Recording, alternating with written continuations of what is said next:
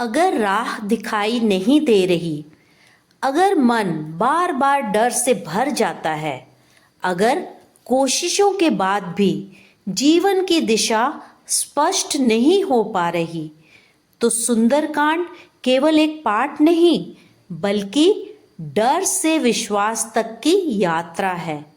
यह रामायण का वही भाग है जो हमें यह समझाता है कि जब इंसान अपने भीतर झांकता है तो असंभव भी संभव हो जाता है और साधारण व्यक्ति को असाधारण बनने की शक्ति दे देता है। यही प्रश्न सुंदरकांड की आत्मा है। क्योंकि यह कथा ना तो किसी राजमहल से शुरू होती है, ना किसी युद्ध भूमि से।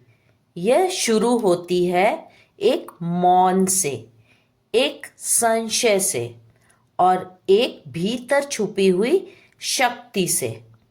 सुंदरकांड हमें बताता है कि जीवन में कई बार हम सब कुछ होते हुए भी खुद को कमजोर समझ बैठते हैं और तब हमें किसी जामवंत की आवश्यकता होती है जो हमें याद दिलाए तुम सक्षम हो। और यही भावना, यही स्मरण, यही जागरण सुंदरकांड की आत्मा है। इसलिए अब यह समझना जरूरी हो जाता है कि आखिर इसे सुंदरकांड क्यों कहा गया है। सुंदरकांड को सुंदर सिर्फ इसलिए नहीं कहा गया कि इसमें सुंदर घटनाएं हैं।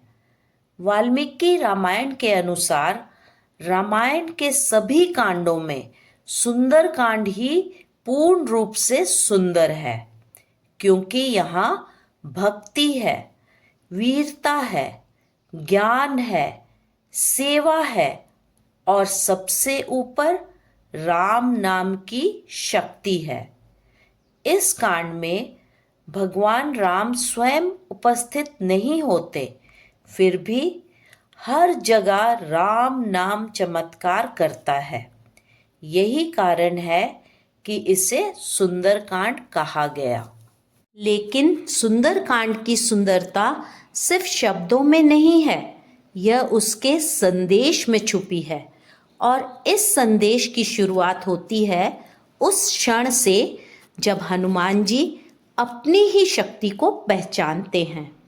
जब जामवंत जी हनुमान जी को उनकी शक्ति का स्मरण कराते हैं तो यह केवल एक घटना नहीं होती, यह उस क्षण का प्रतीक है जब इंसान खुद पर विश्वास करना सीखता है।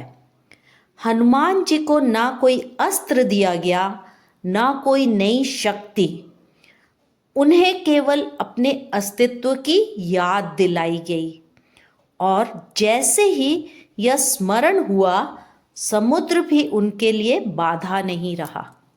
लेकिन हनुमान जी की यह यात्रा सिर्फ समुद्र पार करने तक सीमित नहीं थी। इस रास्ते में उन्हें कई परीक्षाओं से गुजरना पड़ा, कुछ दिखाई देने वाली और कुछ अचानक सामने आने वाली। और यहीं से सुंदरकांड हमें जीवन की सबसे बड़ी सीख देता है। सुरसा आती है अचानक आए संकट के रूप में, लंकिनी आती है नकारात्मक ऊर्जा के रूप में, लेकिन हनुमान जी कहीं भी विचलित नहीं होते। वे लड़ते नहीं, घबराते नहीं, वे समझदारी से आगे बढ़ते हैं। सुंदरकांड सिखाता है हर बाधा रोकने नहीं, परखने आती है।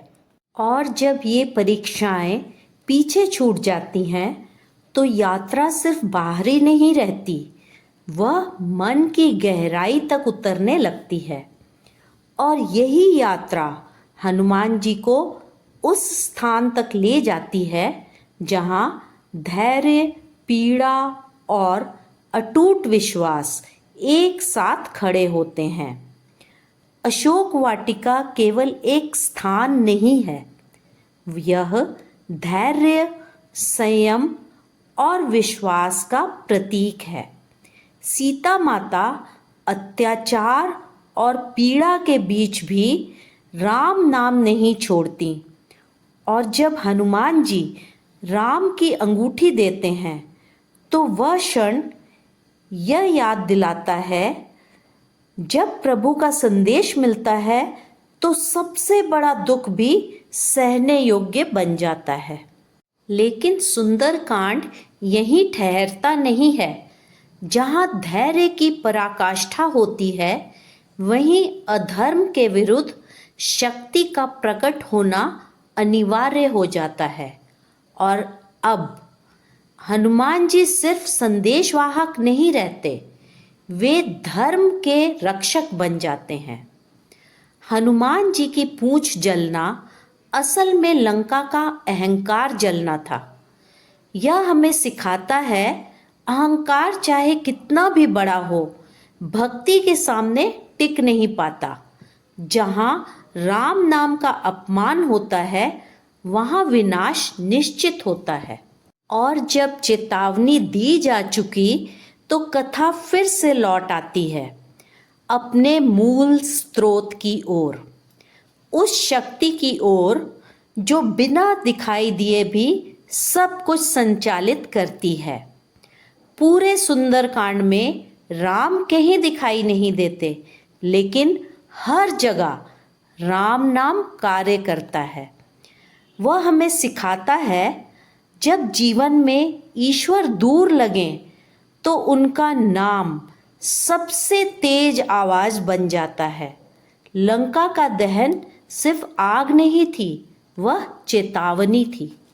और यही कारण है कि सुंदरकांड सिर्फ सुनने या पढ़ने की कथा नहीं, बल्कि अनुभव करने की साधना बन जाता है।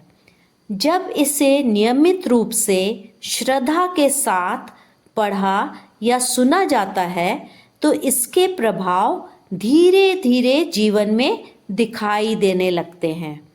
नियमित सुंदरकांड पाठ से मन शांत होता है, डर कम होता है, नकारात्मकता दूर होती है और आत्मविश्वास बढ़ता है।